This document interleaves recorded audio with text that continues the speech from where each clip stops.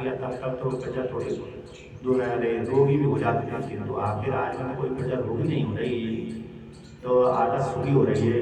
न कोई पुत्र मर रहा है और ना कोई अधार्मिक व्यक्ति है। आपके राज में सारी प्रजा सुखी भी है, पुत्र आदि भी पिता के रहते नहीं मरता है, और कोई प्रजा रोगी नहीं होती है, और जवानी में कोई व्यक्ति नहीं मरता, बुढ़ापे में जाकर के मरता है। तो ऐसी ही अवस्था राज को लेकर के भगवान राम ने कहा कि आपके राज में लक्षण तो दिख रही है मेरे को। तो राम जी भरत जी को देख करके ऐसी बात सुन करके बड़े प्रसन्न हुए। इसके पश्चात कुछ काल व्यतीत हुआ, सीता जी के साथ विहार किया राम जी ने। विहार करते करते सीता जी गर्भवती हो गई। तो गर्भवती गर्भ के चिन्ह को देखकर के राम जी बड़ी प्रसन्न हुए कि मेरी पत्नी गर्भवती है। ऐसा देख करके भगवान राम ने कहा कि हे सीता, तुमको कहीं इच्छा तो नहीं घूमने की? यदि तुम्हारी मन में इच्छा हो तो मैं पूरी करूँगा। उनका महाराज हाँ इच्छा है, कौन सी इच्छा है?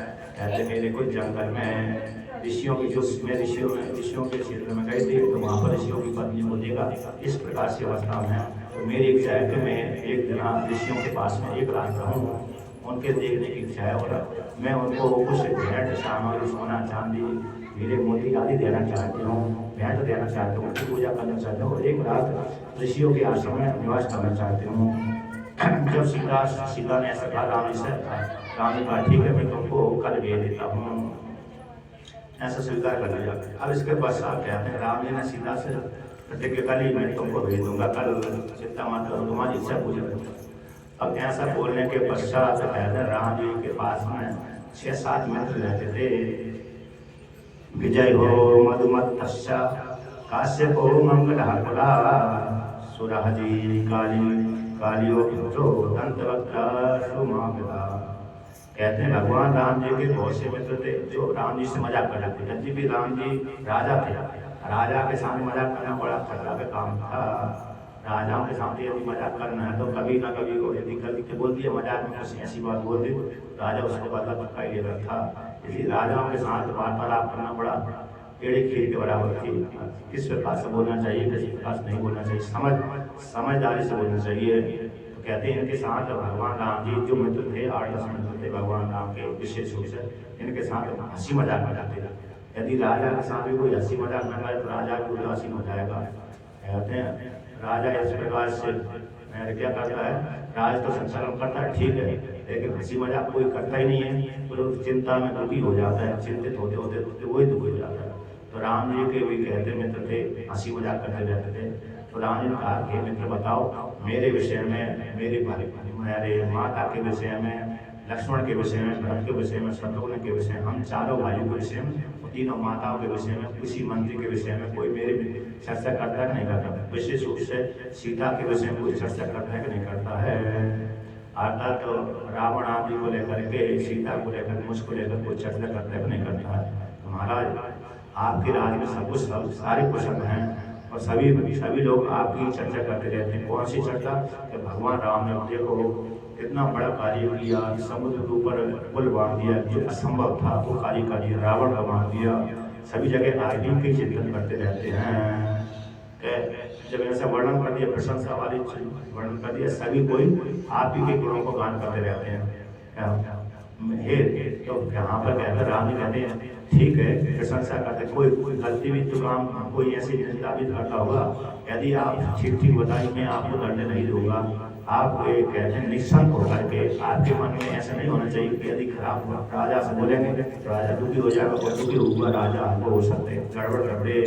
इस हेतु से तुम निःसंक होकर के अर्थात मेरे को बताइए, क्या मेरे को लेकर के, भरत को लेकर के, सीता को लेकर कोई बोलता है कि नहीं बोलता है?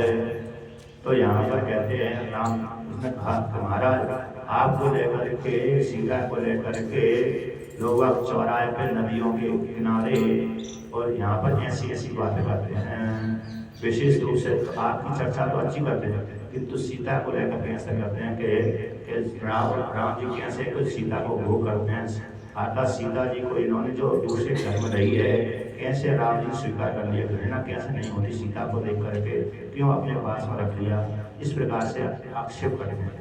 एक जन्म करते हैं, 2 जन्म पूरे नगरवासी आदि करते रहते हैं, सभी के मुख्य एक मित्र से पूछा, उसने कह दिया हाँ चौराहे पे भी आपको लेकर सीता को लेकर चर्चा करते रहते हैं, कैसे राम ने स्वीकार कर लिया। जंगल आदि में अन्य जगह ऐसी, तो राम जी जब ऐसा था, ऐसा सुना सारे मित्रों से, सभी ने सीता के विषय में उसी प्रकार से वर्णन कर दिया। तो सभी सीता के विषय में संदेह करते हैं, कैसे वो पवित्र रह सकती है दूसरे के घर में, जबकि रावण ने उसको पकड़ा था, गोद में लेकर बैठा था इत्यादि। और 1 वर्ष तक रावण के महल में अंतपुर में रही थी। तो ऐसा राम जी ने कहा, तो राम जी ने उन मित्रों साहब उन मित्रों की वाणी सुनकर तो राम को बड़ा झटका लगा, दुख हुआ। राम जी ने सारे मित्रों को तो यानी विदा करके ठीक जाओ, तो तुरंत आपने एक दूसरे कहा कि जाओ द्वारपाल सीधा तीनों भाइयों को बुला लाओ। अब तीनों भाइयों को भरत को, लक्ष्मण को, शत्रुघ्न को कहा शीघ्र बुला के लेके आओ। तो कहते हैं शीघ्र बुलाने के लिए गया, दूध गया, तो तीनों भाइयों को बुला लिया।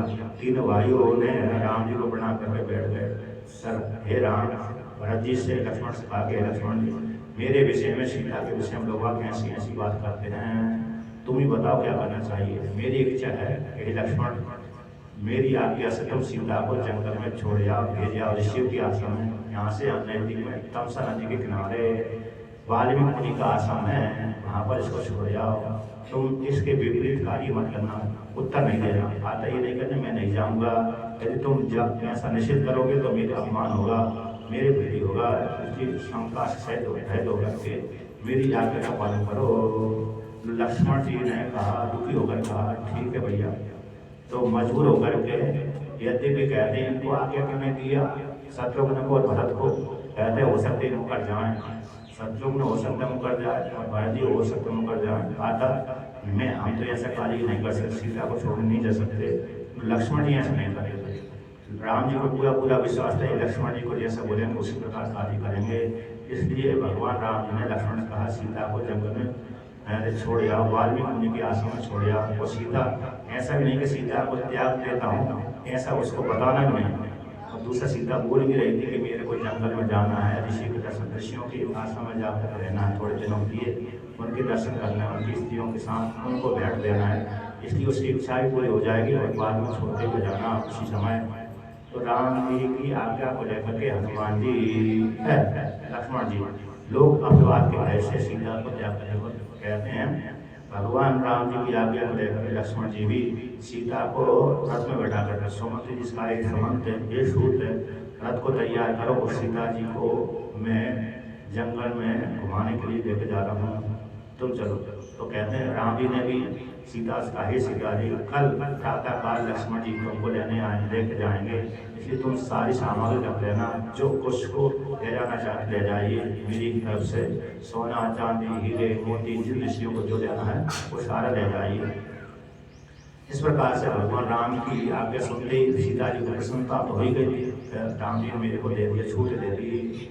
अब सीता जी ने पूरी तैयारी कर ली, सोना चांदी जो देना थी, ऋषि मुनियों को जो वस्त्र आदि देना था वो सारी गठरी बांध ली। और गठरी बांध करके कहते हैं अगले दिन प्रातःकाल लक्ष्मण जी ने कहा कि हे सीता जी, ये जनक दुलारी, चलिए मैं आपको वहाँ पर ऋषि के आश्रम में घुमाने के लेकर चलता हूँ, जंगल में लेकर चलता हूँ। तो सीता जी प्रसन्न होकर के चली और सुमंत जी रथ आ गए थे, लक्ष्मण जी साथी बन करके सीता जी रथ में बैठ करके चली। इसके पश्चात पहले दिन आते वक्त तमसा नदी कहते हैं कहीं दूसरी जगह रुके, एक नदी को पार किया, गोमती नदी को। गोमती नदी के किनारे कहते हैं जिस रास्ते से भगवान राम जी चित्रकूट गए थे उस रास्ते को न जाकर के दूसरे रास्ते से गई थी।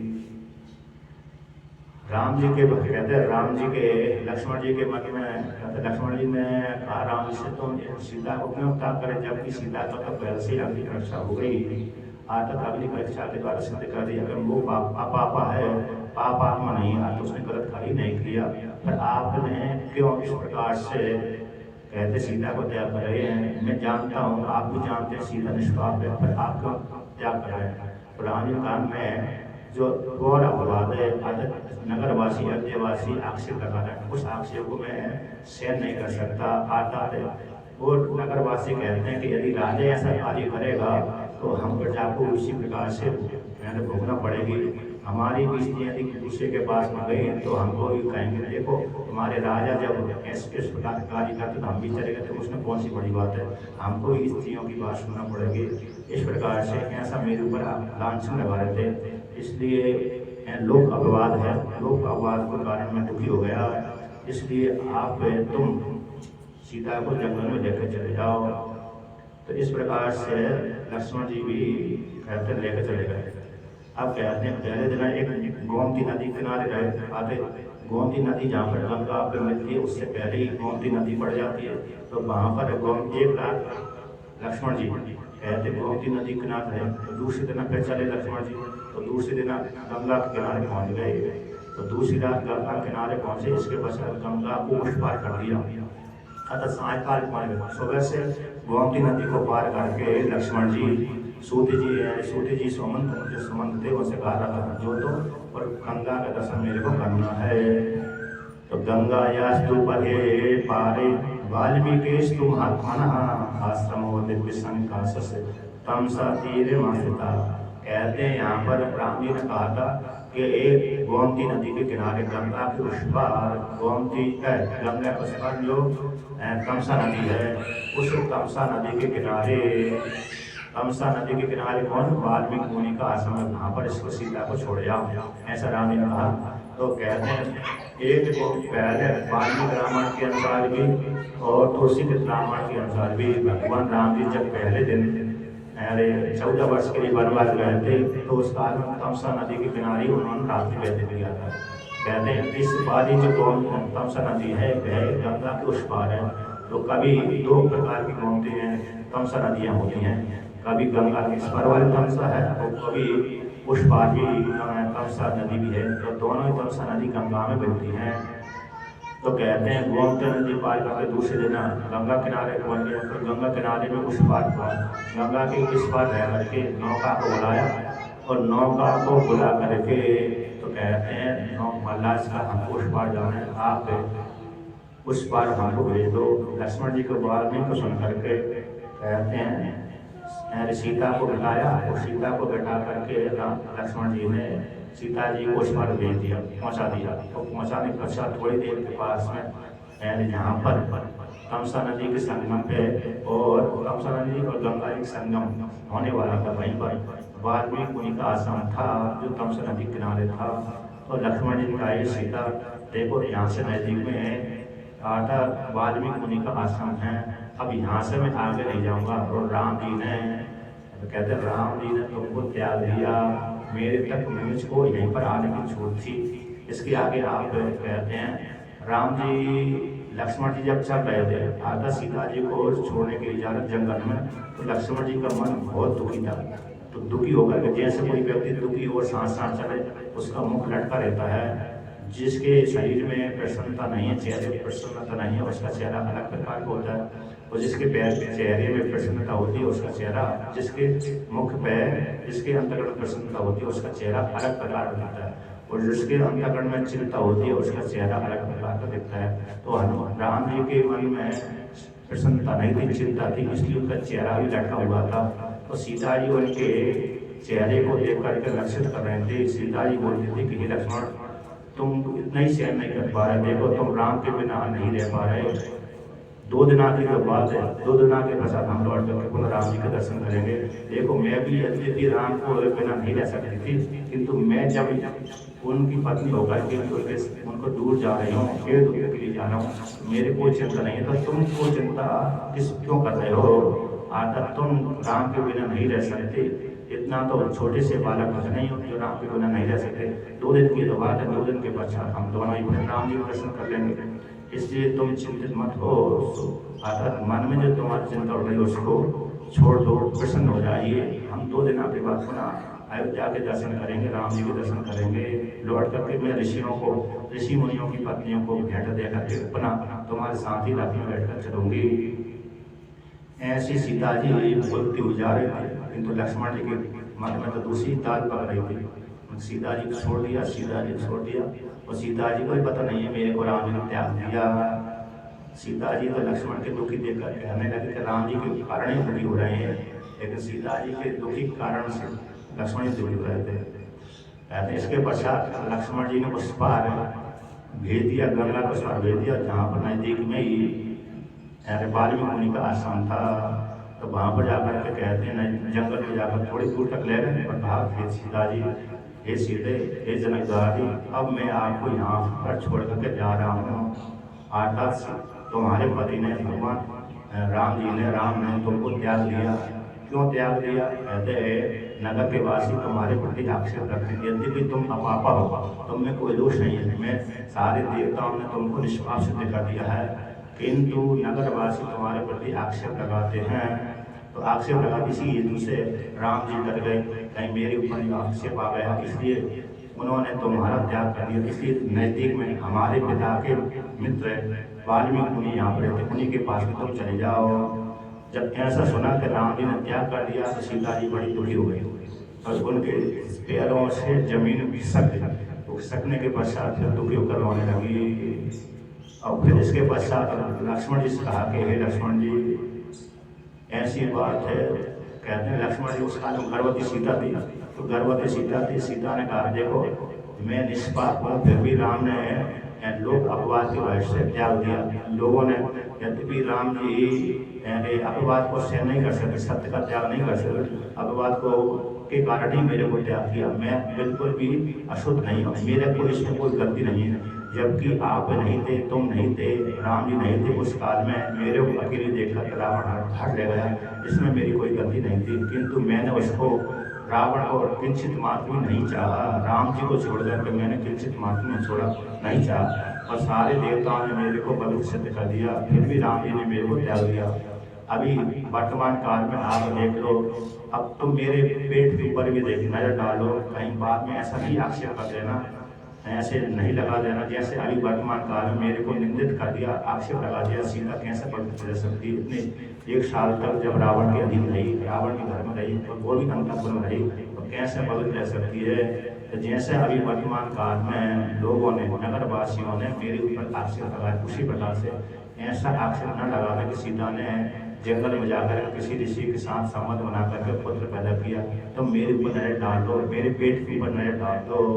तो देखो मैं अंतर्वतनी हूँ, आदत गर्भवती हूँ, मेरे पेट में राम जी का आदत आपके वंश का परंपरा का अंश पल रहा है, इसलिए तुम देख लो, मेरी नजर, मेरे शरीर के ऊपर नजर डाल दो।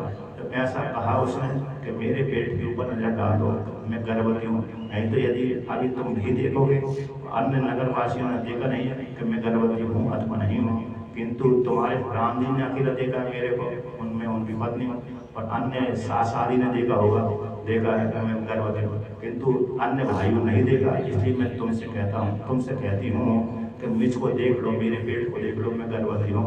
नहीं तो बाद में हो सकता तुमको शंका हो जाए, ये मेरे साथ गई थी तब तो गर्भवती नहीं थी, कि कहाँ से इसके बच्चे पैदा हो गए। इसलिए तुम मेरी तरफ नजर डालो और मेरे पेट के ऊपर नजर डाल दो, देख लो।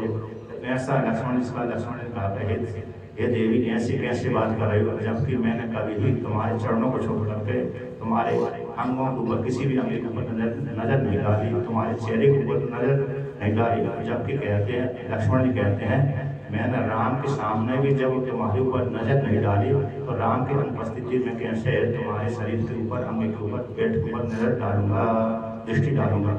जबकि मैं राम के सामने रह करके भी तुम्हारे किसी भी अंग के ऊपर नजर दृष्टिपात नहीं कर सकता, अब अकेले में जंगल में कैसे दृष्टिपात करूंगा। इस प्रकार से राम लक्ष्मण जी ने सीता से कहा, सीता दुखी होकर के वहीं कहते हैं, हे देवी अब मैं जा रहा हूँ, तो यहीं पर पास ही में अगस्त्यन का आश्रम है, वाल्मीकि मुनि का आश्रम है, वहीं पर चले जाना। इस प्रकार से नहीं तो सीता जी को शंका हो जाती, लक्ष्मण जी को शंका हो जाती, यदि लक्ष्मण से ऐसी बात नहीं करती कि गर्भवती हो गए, कहाँ से बच्चे इसके आ गए। इस प्रकार से तो लक्ष्मण जी पुनः कहता हूँ इससे प्रणाम करके विदा लेकर के और राम जी के मकाम बैठ कर के आ गए। उस जब तक लक्ष्मण जी ओझल नहीं हुए, दृष्टि से अदृश्य नहीं हुए, तब तक सीता जी लक्ष्मण की ओर ही देखी रही कि लक्ष्मण जी लौट कर आएंगे, मेरे को लेकर जाएंगे, लक्ष्मण जी लौट के आएंगे, मेरे को लेकर जाएंगे। किंतु लक्ष्मण जी ने भी उनके दुखी होकर उनकी तरफ देखा नहीं, फिर गंगा उस पार होकर के चले गए। अब इधर जहाँ पर छोड़े थे वहीं पर कहते हैं ऋषियों के बालक घूम रहे थे और रो रही थी सीता, मेरा क्या होगा, अकेली सीता थी, और अकेली स्त्री है, जंगल में, घोर जंगल हो, तो जंगल में क्या होगा। यद्यपि नदी किनारा था लेकिन जंगल है और अकेली स्थिति हो, सायकाल हो रहा। चलो दिन को भी ठीक है, दिन को है तो कोई नहीं दिख रहा, सारा कुछ दिखता है। जैसे ही रात्रि होने लगती है और एक स्त्री अकेली होती है, हालत खराब हो जाती है। स्त्री की दीवार छोड़ पुरुषों की हालत खराब हो जाती है। जंगल हो, कोई आसपास बस्ती आदि ना हो तो मुश्किल हो जाती है। और यहाँ पर मालूम पड़ जाए कि शेर भालू भी रहते हैं तो फिर तो हालत बड़े बड़े योद्धाओं की, बड़े बड़े पहलवानों की हालत खराब हो जाती है। शेर का जंगल है, ये इलाका है, क्षेत्रफल है और अकेला है और सायकाल हो गए और शेर भालू का है तो मुश्किल हो जाती है। तो ये तो स्त्री है, इसकी भी हालत खराब होने, रोने लगी, जोर जोर से चिल्लाने लगी। जब जोर जोर से रो रहे थे उसी कारण ऋषियों के बालक खड़े रहे थे, उनकी आवाज़ उन्होंने सुनी कि एक स्त्री की आवाज़ आ रही, रो रही है। तो उस रोती हुई स्त्री के पास में सारे बालक गए और बालक को देखा एक नई स्त्री, देवता की जैसी सुंदर स्त्री को देखा उन बालकों ने और दौड़ करके अपने ऋषि के पास में, अपने आचार्य के पास चले गए, बालिमुख मुनि के पास चले गए और बालिमुख मुनि से कहा कि हे ऋषिवर, हम जंगल में खेल रहे थे, वहीं पर एक स्त्री रो रही थी, बड़ी दिव्य स्त्री दिख रही है, लगता है कोई याद देवी है, आकाश से उड़ती हुई स्वर्ग लोक से आई, अथवा किसी राजा की पत्नी है, बड़ी बड़ी है। आप उसके आपके आश्रम के पास में है, आपकी अतिथि है, आपके द्वारा रक्षा करने योग्य, आप उसके पास चली जाकर देखिए और उसको रक्षा करिए उसकी, क्योंकि वह आपके आश्रम के पास में ही आई हुई है, तो इसलिए आपकी अतिथि के रूप में है और आप उसकी रक्षा करने के योग्य समर्थ हैं, आप उसकी रक्षा करिए। इस प्रकार से वाल्मीकि मुनि ने उन ऋषियों के बालकों की वाणी सुनी और वाणी सुन करके वहाँ पर वाल्मीकि मुनि ने तो पहले से देख लिया था दिव्य दृष्टि से, इतने काल के बाद सीता मेरे पास में आएगी। उन्होंने बालकों की वाणी सुन करके सीता के पास में आए और सीता के पास में आकर के उसका सच समाचार पूछा, नाम पूछा कौन हो, तो सीता ने बता दिया मैं राम की पत्नी और मेरे राम जी ने लोक अपवाद के वजह से मेरा त्याग कर दिया। तो सीता जी की वाणी सुन करके राम जी कहते हैं, वाल्मीकि मुनि कहते हैं कि मेरे को पहले से मालूम था कि देवी हे पुत्री, तुम मेरे पास में पिता पुत्री के लिए से रहो, मैं तुम्हारे ससुर का मित्र हूँ, जैसे तुम अपने पिता जनक के पास में रहती थी उसी प्रकार से मेरे पास में रहो। इस प्रकार से उसको पुत्री बना करके अपने आश्रम में ले गए और जहाँ पर स्त्रियाँ रहती थी, ऐसे ऋषि भी ऐसे नहीं, ऋषि अपने पास में नहीं रखा, ऋषियों ने वाल्मीकि मुनि अलग वाली पंक्ति अलग रहते थे, अलग आश्रम था, और पहले वाल्मीकि मुनि के पास में बहुत सी स्त्रियाँ जो साधु स्त्रियाँ थी जो कसाय वस्त्र धारण करके रहते थे। अतः बहुत सी स्त्रियाँ पहले से जैसे मेरा वस्त्र कसाय वस्त्र है उसी प्रकार से पहले की स्त्रियाँ भी कसाय वस्त्र धारण करके रहती थी। तो वाल्मीकि मुनि ने जहाँ पर स्त्रियों का डेरा था, अतः स्त्रियों का जो आश्रम था, सारी स्त्रियाँ रहती थी, पुरुष नहीं रहता। वहाँ पर वाल्मीकि मुनि गए और उन स्त्रियों ने वाल्मीकि मुनि का स्वागत सत्कार किया और स्वागत सत्कार करने के पश्चात कहा कि देवियों, ये सीता है जनक की पुत्री है, राम जी की पत्नी है, दशरथ जी की पुत्रवधू है, इसको तुम अपनी पुत्री के समान पालन करो। गर्भवती है, इसके यहाँ पर तुम्हारे द्वारा रक्षणीय है, अतः तुम इसका पालन पोषण करो, विशेष रूप से पालन पोषण करो। तो जब वाल्मीकि मुनि ने ऐसा कहा तो सारी स्त्रियों का ठीक है, हम इसका पालन पोषण करेंगे। तो वाल्मीकि मुनि ने एक कुटी बता दिया, अगर स्त्रियों ने बता दी कि इस कुटी में रहेगी सीता, तो वाल्मीकि मुनि सीता को स्त्रियों के बीच में छोड़ करके अपने आश्रम में आ गए। तो वाल्मीकि मुनि का आश्रम किधर था, थोड़ी दूर 1 किलोमीटर 2 किलोमीटर अंतर रहा होगा, तो उधर स्त्रियों का जो स्वतंत्र आश्रम था वहाँ पर सीता जी रही उन स्त्रियों के बीच में, वाल्मीकि मुनि अलग रहे जहाँ पर अन्य ऋषि बालक और गुरुकुल चल रहा था वहाँ पर है। इसके पश्चात कहते हैं सीता जी वहीं पर रहने लगी, दुखी होकर रहने लगी और राम जी का चिंतन करने लगी। और यहाँ पर सीता जी के विषय में वर्णन करने के बाद भी उन्होंने कहा कि हे देवी, तुम यहाँ पर ब्रह्मचर्य पूजक है, पातिव्रत का आलम्बन लेकर के इस आश्रम में रहो, निवास करो, इस प्रकार से। तो सीता जी ने भी कहा ठीक है, मैं पातिव्रत का आलम्बन लेते हुए ब्रह्मचर्य का पालन कर भी नहीं करूँगी। तो रहने लगे।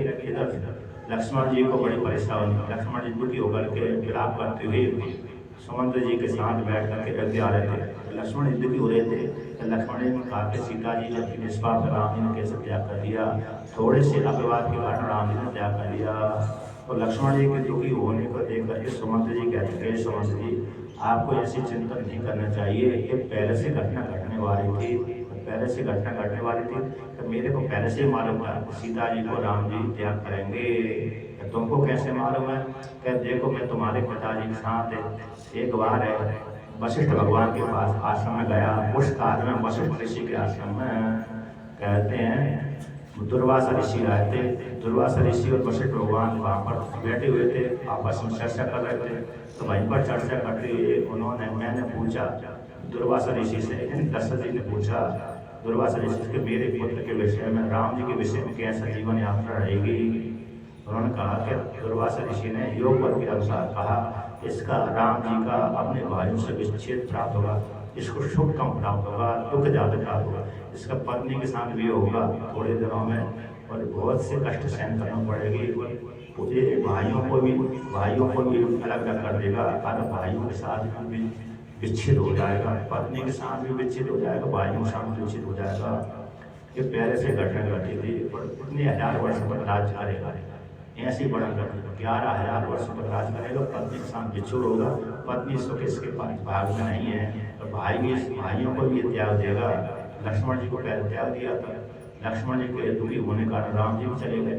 राम जी भरत और शत्रुघ्न के तीनों एक साथ गए, लक्ष्मण जी 2-4 दिन पहले चले गए थे।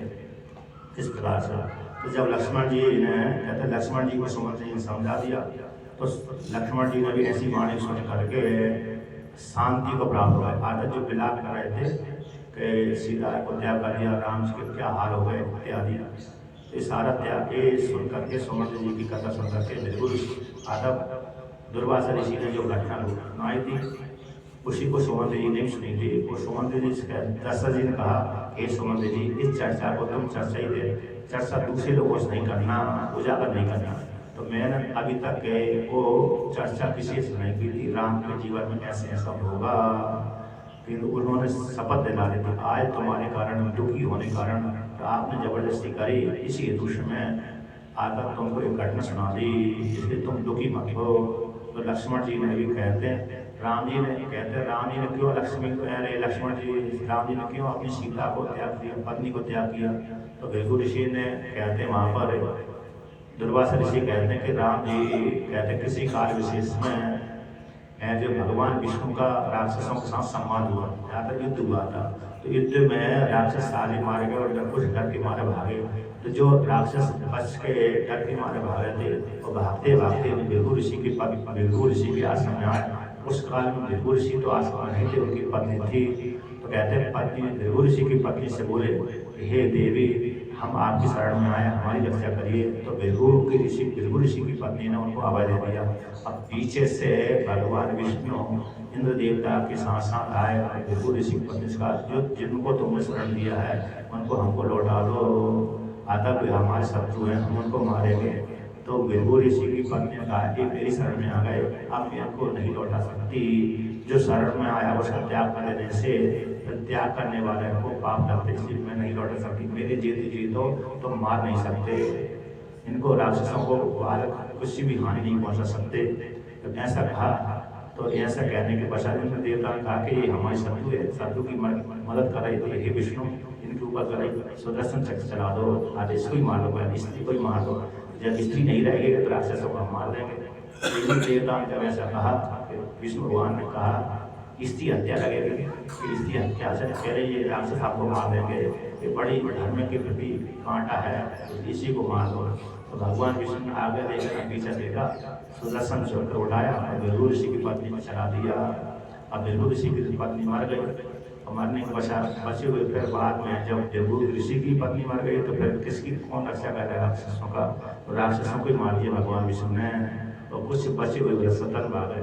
अब भृगु ऋषि को मालूम पड़ा कि विष्णु भगवान ने मेरी पत्नी को मार दिया, तो भृगु ऋषि बड़े दुखी हो गए। वो दुखी होकर के विष्णु भगवान को श्राप दे दिया, हे विष्णु तुमने मेरी पत्नी को मार करके मेरे को विदुर बना दिया, उसी प्रकार से पत्नी जन जो दुख मेरे को प्राप्त हुआ वही दुख तुमको प्राप्त हो। अगर तुम्हारी पत्नी छोड़कर भाग जाए, अगर तुमको पत्नी से विच्छेद हो जाए, क्योंकि मेरे को विदुर बना दिया। यदि विदुर बन गया मैं तो अब मैं कर्मकांड का अधिकारी नहीं रहूँगा, इसलिए मैं तुमको श्राप देता हूँ, तुम स्वतंत्र होगा कि जैसे गलत कार्य कर दो, जबकि स्त्री तो तीनों लोगों में अबद्ध कहलाई गई है। अगर किसी के द्वारा बद्ध नहीं होती, वो तुमने जानते हुए भी, धर्म को जानते हुए भी स्त्री को मार दिया, इसलिए तुम भी स्त्री जन दुख को भोगोगे। ऐसा भगवान विष्णु को श्राप दे रहे हैं। तो भगवान विष्णु किसी कर्म विशेष से दुखी हो गए, किसी कर्म विशेष से दुखी नहीं हुए। अब भृगु ऋषि ने श्राप दे दिया। अब भृगु ऋषि ने कहा कि तो भगवान विष्णु है, अब इनको नहीं श्राप लगेगी तो कैसा लगेगी। समस्या ये भी है, भगवान विष्णु चाहे तो सब श्राप को स्वीकार कर सकते हैं और चाहे तो स्वीकार नहीं कर सकते। किसी भी ऋषि की इच्छा होने पर स्वीकार करते हैं, किसी भी ऋषि की इच्छा होने पर नहीं स्वीकार कर सकते। भृगु ऋषि को संशय बन गया, ये तो भगवान विष्णु नारायण है, परमात्मा है, एक कैसे मेरे श्राप स्वीकार करेंगे। आता इनके ऊपर तो मेरे श्राप नहीं लग सकते। अब मेरी वाणी मैंने बोल दिया इनको पत्नी जन दुख प्राप्त हो और बार बार मनुष्य होने की प्राप्ति हो, ऐसा ही श्राप देते। एक करके मैं कह दी बार बार तुमको मनुष्य होने, तुमने मेरी स्त्री को मार दिया, इस हेतु से तुमको बार बार मनुष्य होने में तुम्हारा जन्म होगा।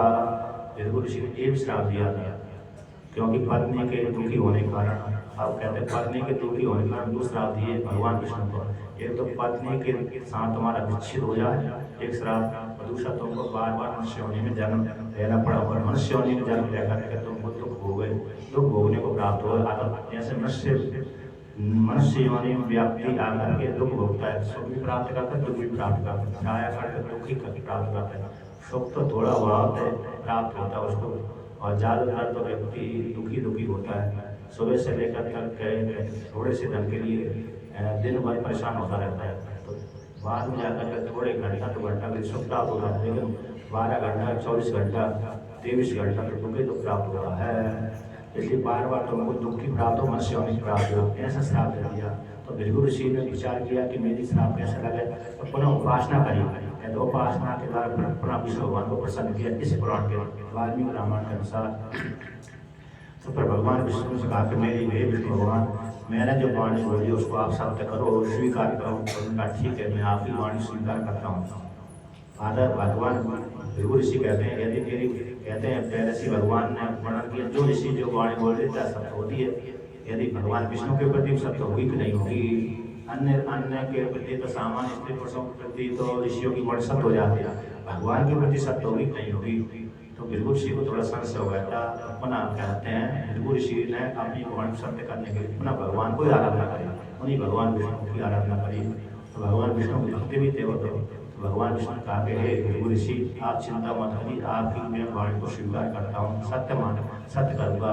आकर मैं मनुष्य योनि में भी जन्म दूंगा और मनुष्य योनि में रह करके मेरी पत्नी के साथ विच्छेद भी होगा। इस प्रकार से तो 2 श्राप लगे थे भगवान राम को, विष्णु भगवान को। एक तो नारद जी श्राप दिया था, जिस प्रकार से तुमने मेरे को विवाह करने जा रहा था, तुमने बीच में अड़ा कर डाल दिया।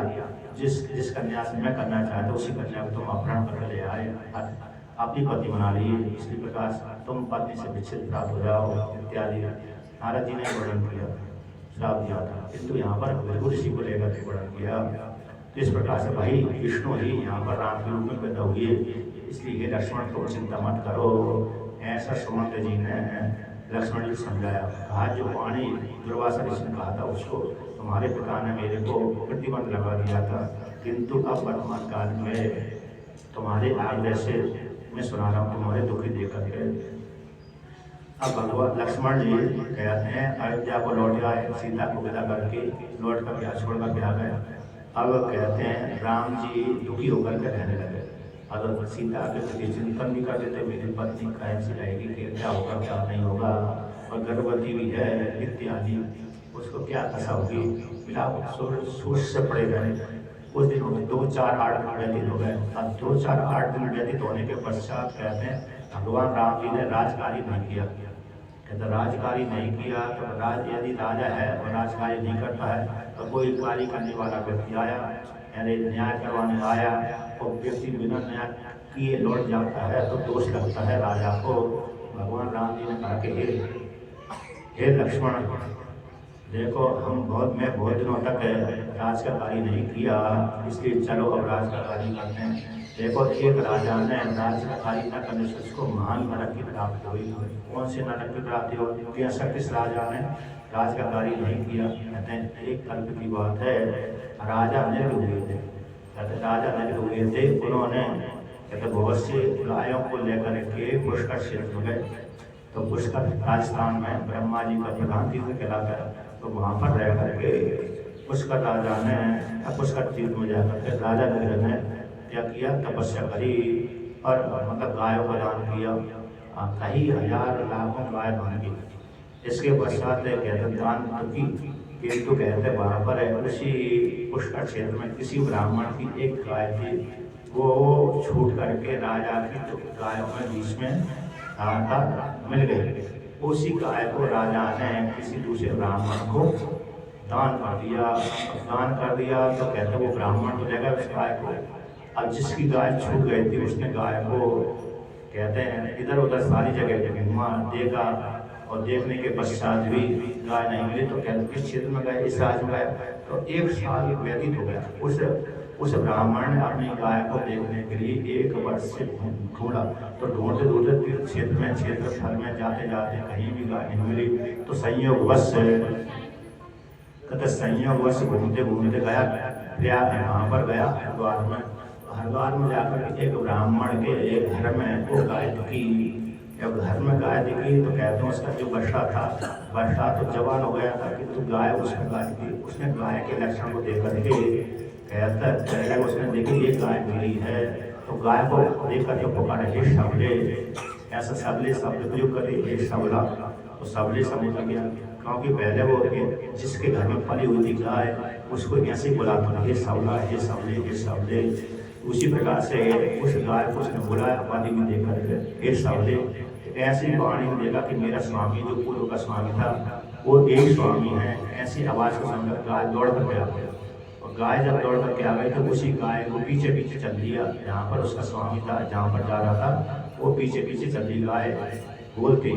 कहते हैं इसके पश्चात जिसके घर में 1 वर्ष तक रही गाय, वो स्वामी भी कहने लगे तुम गाय को मेरी गाय को खाने पे जा रहे हो, ये तो मेरी गाय है, तो तुम्हारी गाय कहाँ से आई है? तो मेरे 1 वर्ष तक राजा ने मेरे को दान दिया था।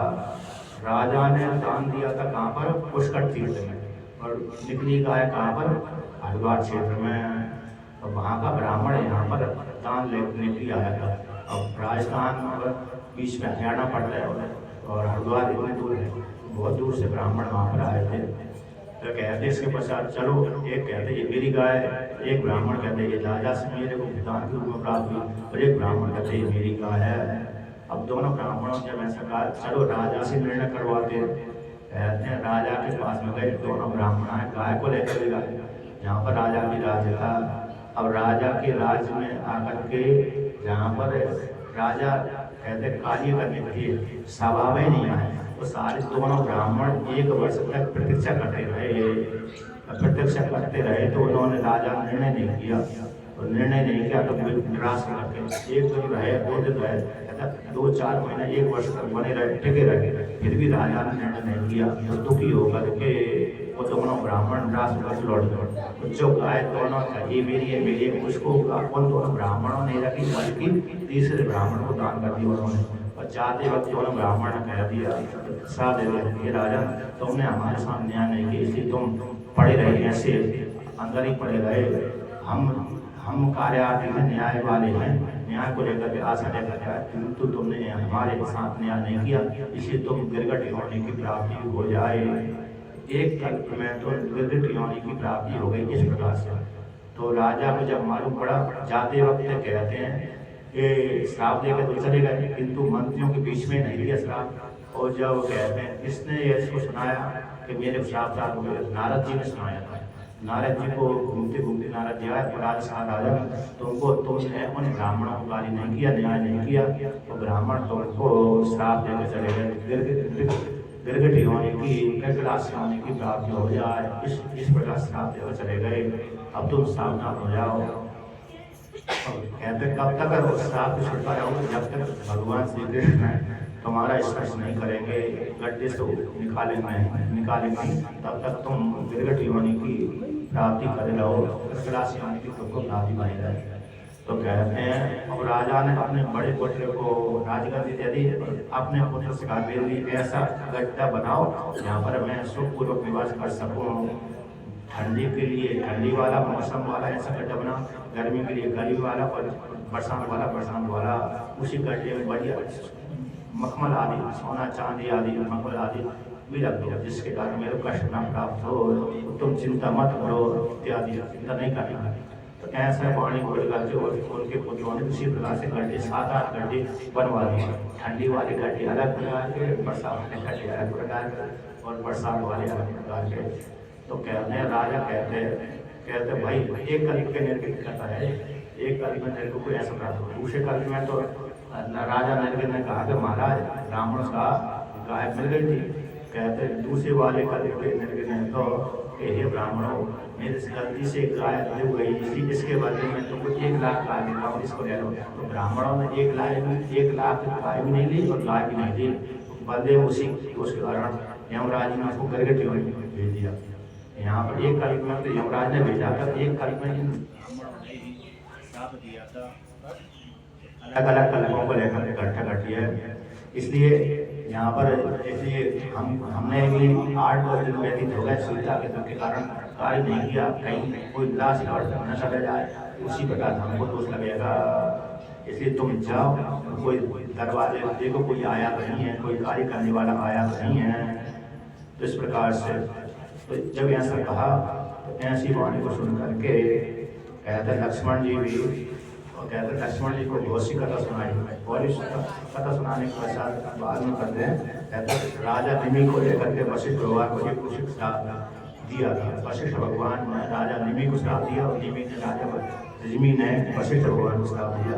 इसी काल विशेष में रघुवंश के जो कुल पुरोहित थे भगवान वशिष्ठ 100 वर्ष के कुल पुरोहित थे। तो निमि राजा 100 वर्ष में पैदा हुआ था।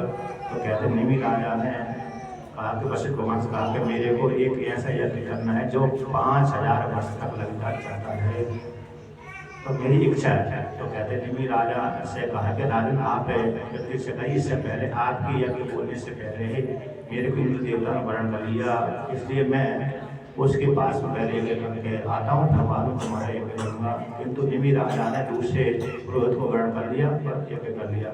जब और वशिष्ठ भगवान तो ऐसा जान के चले गए कि निमि राजा यज्ञ की सामग्री एकत्र करके मेरा प्रतीक्षा कर रहा है, किंतु निमि राजा ने प्रतीक्षा नहीं करी और यज्ञ चालू कर दिया।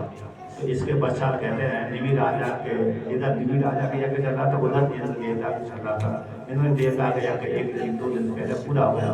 अब जा आकर के वशिष्ठ भगवान ने देखा कि निमि राजा ने मेरी उपेक्षा करके यज्ञ करवा रहा पूरा संपन्न कर दिया दूसरी आचार्य से गौतम मुनि से। तो निमि राजा के पास में वशिष्ठ भगवान आए और वशिष्ठ भगवान ने कहा कि हे दूतो सेवक को जाओ, निमि राजा सब आचार्य आए हैं, गुरु तुम्हारे आए हैं। किंतु उन दूतों ने कहते हैं संदेश नहीं दिया, और नहीं दिया तो राजा उस काल में सो भी गया था, नहीं दिया तो दुखी हो गए। 1-2 मुद्दे तक तो राजा वशिष्ठ भगवान प्रतीक्षा करते रहे। जब देखा कि राजा आए नहीं, मेरी उपेक्षा कर रहा था, तो भगवान वशिष्ठ भगवान श्राप दे दिया निमि राजा को कि जिस शरीर को लेकर के तो मेरी प्रतीक्षा नहीं कर पाए वो शरीर छोड़ जाएगा। जब बाद में जब श्राप दे दिया तो फिर उसके उन्होंने सेवकों का महाराज वशिष्ठ भगवान को श्राप दे दिया। तो वशिष्ठ भगवान के पास में अपना निमि राजा आया तो महाराज मेरी कोई गलती नहीं है, सेवक मेरे को बुरे नहीं, ऋषि यानी वशिष्ठ भगवान आया, इसलिए तुमने मेरे गलत क्या दिया है, श्राप दिया। इसके बाद मैं भी सहन नहीं कर सकता ना, अपना श्राप दिया, इसलिए तुमको श्राप देता हूँ। इस शरीर को लेकर तुम ब्रह्मा के पुत्र गिराते थे, वही तुम्हारा शरीर गिर जाए। ऐसा मेरा शरीर को तुमने गिराने श्राप दे दिया, उसी प्रकार तुम्हारा शरीर गिर जाए। दोनों को निमि राजा ने आचार्य को श्राप दे दिया अपने गुरु को, गुरु ने अपने शिष्यों को, इसलिए दोनों के शरीर गिर गए थे।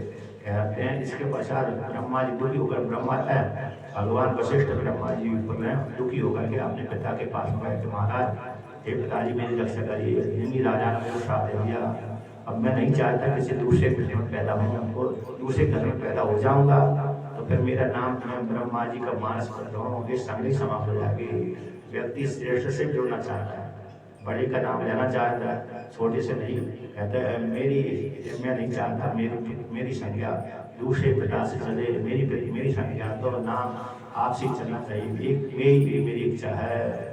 एक बार ओंकारेश्वर महात्मा रहता था, किसी दूसरे का शिष्य था, तो उसने मेरे से कहा कि मैं ओंकारेश्वर दीक्षा लेना चाहता हूँ। मैंने क्यों लेना चाहता हूँ? इस आश्रम के महात्मा को बड़ा सम्मान मिलता है दूसरे आश्रम में जाने से। मैंने कही ऐसी बात हो रही, कभी कभी धुतकारा भी मिलता है, और से महात्मा आए धुतकार देते हैं। उन्होंने कहा कि इस आश्रम का बड़ा नाम है, इसलिए बड़ा सम्मान मिलता है, मैं कहीं भी जाता हूँ मेरे को अपमान होना पड़ता है। ठीक है भाई, ले लीजिए। अब बाद में इसने क्यों लिया कि इस आश्रम का नाम है, तो नाम के चक्कर में उस दूसरे को शिष्य दीक्षा ली थी उसने, तो नाम के चक्कर में उसने इस आश्रम में रहने की इच्छा करी। बाद में तो नहीं ली, उसका शरीर ही छूट गया, लेकिन उसने ऐसा दीक्षा लेने के लिए बोला था। क्यों? नाम के लिए। यहाँ भी वशिष्ठ भगवान कहते हैं मैं अपना नाम चेंज नहीं करवाना चाहता, परिवर्तन नहीं करवाना चाहता कि मेरे पिता ये दूसरे हैं, जबकि मेरे जो पहले के पिता वही बनेगा है। इसलिए उसने वशिष्ठ भगवान का मैं आपके नाम से ख्याति को प्राप्त हूँ। तो ब्रह्मा जी का ठीक है, तुम दूसरे के हिस्से पैदा होगे लेकिन मेरे नाम से ख्याति को प्राप्त रहोगे। तो वही मित्रावरण के माध्यम से आयुर्वेद पैदा हुए थे वशिष्ठ भगवान। उसी प्रकार से निमि राजा का जो यज्ञ पूरा नहीं हो पाया तो सारे देवताओं ने यज्ञ किया, सारे ऋषि ने यज्ञ करने पहुंचा। निमि राजा से महाराज हम तुम्हारे ऊपर प्रसन्न, तुम चाहो तो हम तुमको जीवित कर देते हैं। निमि राजा ने कहा महाराज हमको मेरे को जीवित नहीं रहना, अब मेरे तो एक यज्ञ में सभी प्राणियों के नेत्रों में बैठ कर संसार को देखो। तो राजा जब ऐसा कहा देवता कहा तुम सभी प्राणियों के नेत्र में बैठ करके संसार को देखो। तो जो हमारी पलक मिलती है तो वो निमि राजा का संकेत है। जब पलक नहीं मिलती थी, पलक है हमारी पलक शुरू में नहीं मिलती होंगी। अब बाद में निमि राजा के प्रवेश करते ही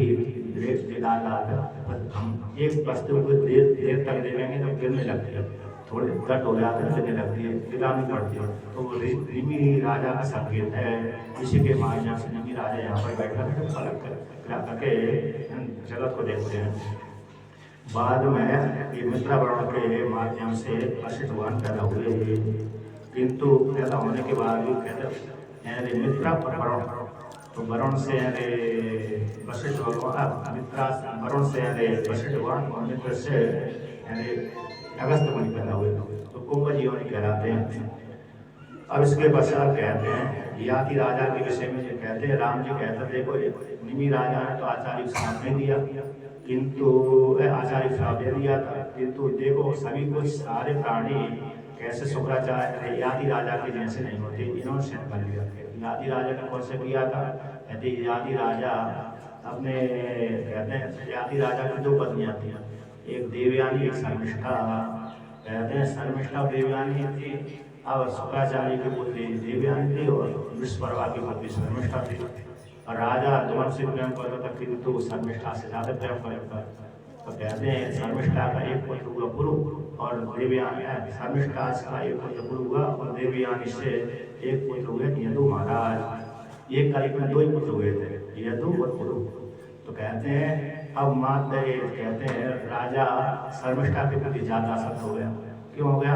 कहते शर्मिष्ठा उसको बहुत सेवा करती थी, राजा याद देंगे, और देवयानी थोड़ी नहीं करती। जो ज्यादा सेवा करता है उसके प्रति व्यक्ति अपने आप ही स्वाभाविक रूप से झुकी जाता है। तो कहते हैं राजा का भी झुकाव उस तरफ हो गया, जो राजा का झुकाव होगा उस तरफ, साथ साथ जिसका पुत्र है जिसने पैदा किया उसके प्रति भी थोड़ा झुकाव सा हो गया। और दूसरा कहते हैं जैसी माता श्रेष्ठ थी, गुण वाली थी, उसी प्रकार से उसका पुत्र भी गुण वाला था। शर्मिष्ठा थोड़ी गुण वाली थी किसी कल्प में, इस पुराण के अनुसार, इस वाल्मीकि रामायण के अनुसार। और कहते हैं उसका पुत्र पुरु ये भी बड़ा गुणवान था। तो माता के पुत्र के प्रति भी आदर हो गया, किंतु देवयानी इतना आदर नहीं करती थी। उसका पुत्र भी थोड़ा उद्दंड था, यदु महाराज। तो कहते हैं यदु महाराज जब इसने यदु ने देखा कि मेरी माता से कम प्रेम करते हैं पिताजी और मुझसे कम प्रेम करते हैं, मैं कुछ मांगता हूँ धन के लिए, पिताजी मेरे धन दीजिए, वहाँ पर खर्च करना इत्यादि पिताजी नहीं देते होंगे और पुरु को बहुत दे देते। तो कहते हैं माता से कहने लगे हे माता से यदु महाराज कहते हैं हे माता मैं तो जीना नहीं चाहता, चलो हम दोनों जहर खाकर मर जाते हैं। क्यों? ऐसा पुत्र क्या कर रहा है? तो देखो मैं अपमान करके जीवित नहीं रहना चाहता, यदि तुमको अपमानित होकर जीवित रहना चाहती हो तो तुम जीवित बने रहो, मेरे बाल कहे तो मैं तो जहर खाकर मरने वाला हूँ, मैं यहाँ पर नहीं रह सकता। तो क्या बात है? देखो पिताजी मेरे से कम प्रेम करते, तुमसे भी कम प्रेम करते हैं, छोटी माता जो राक्षस की पुत्री है, विश्वकर्मा की पुत्री है, शर्मिष्ठा, उसके पुत्र से बहुत प्रेम करते हैं। तो ऐसा अपने पुत्र के द्वारा दुखी हो गई, तो पुनः कहते उसी ने देवयानी ने क्या किया, आह्वान किया शुक्राचार्य का। आह्वान करते शुक्राचार्य भगवान वहाँ पर आ गए। आ गए तो उन्होंने कहा कि हे पिताजी, देखो तुम मेरे अपने जामाता के प्रति आदर नहीं रखते थे, इसलिए वो तुम्हारे अपमान के कारण वो मेरे पति मेरे से प्रेम नहीं करते। तो जब ऐसा कहा कि शुक्राचार्य भगवान वो सब नहीं आदर करते होंगे याति राजा के, क्यों? क्योंकि शुक्राचार्य दैत्यों के गुरु थे, राक्षसों के गुरु थे, और ये थोड़े धार्मिक प्रवृत्ति वाले थे, इसलिए शुक्राचार्य इधर झुकाव राजा याति के प्रति। इस हेतु से तो यहाँ पर कहते हैं, तो शुक्राचार्य ने अपने पुत्र के विषय में सुना, सुनने के पश्चात दुखी हो गए। राजा साहब से दिया कि राजा, तुमने मेरा अपमान किया, जिस शरीर को लेकर भोगों को लेकर तुम मेरे पुत्र के प्रति अनासक्त रहते हो, जिसके प्रति आसक्त रहते हो, जिस शरीर को लेकर के तुम भोगोगे वो शरीर ही वृद्धावस्था को प्राप्त हो जाए। वृद्धावस्था श्राप शरीर प्राप्त हो जाए, श्राप दे दिया। तो उस श्राप को सुन करके आदि राजा दुखी हो गए। कहते फिर उन्होंने अन्याय विनय किया कि महाराज, मेरी यदि भोगों की आसक्ति नहीं गई, दूसरा यदि मैं वृद्धावस्था को प्राप्त हो गया, ठीक है, मैं तो हो गया, फिर तुम्हारी अभी पुत्री तो जवान है, तो फिर उसको ही समस्या है, मेरे को तो समस्या होगी, तो सांसद तुम्हारी पुत्री को ही समस्या हो गई, क्योंकि अभी मेरे को छोड़कर दूसरे के पास मिला तो बेविचारणी हो जाएगी, लोग में निंदित हो जाएगी, तुम्हारी पुत्री को भी भोग नहीं सब प्राप्त नहीं होगा, इसको थोड़ी कृपा करिए, मेरे ऊपर कृपा करिए, अपनी पुत्री के ऊपर कृपा करिए। तो ऐसी बोल करके कहते शुक्राचार्य कहा ठीक है, ये तो मेरी पुत्री के ऊपर भी आ रहा, दोष आ रहा। ऐसा कह करके उन्होंने कहा, तुम जो जवानी जिसको दे दे, जो तुमको जवानी दे दे उसके पास में वो तुम्हारी बुढ़ापा चला जाएगा और जवानी तुम्हारे पास में जाएगी।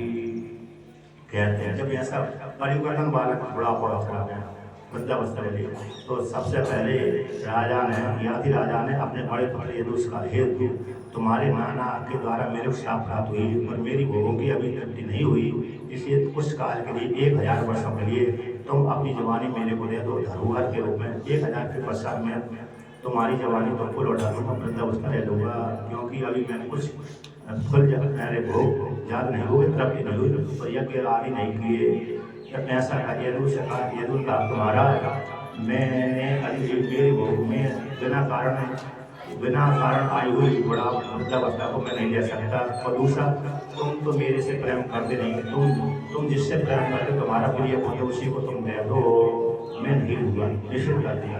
पिता की वाणी सुन करके पुत्र ने निषेध कर दिया।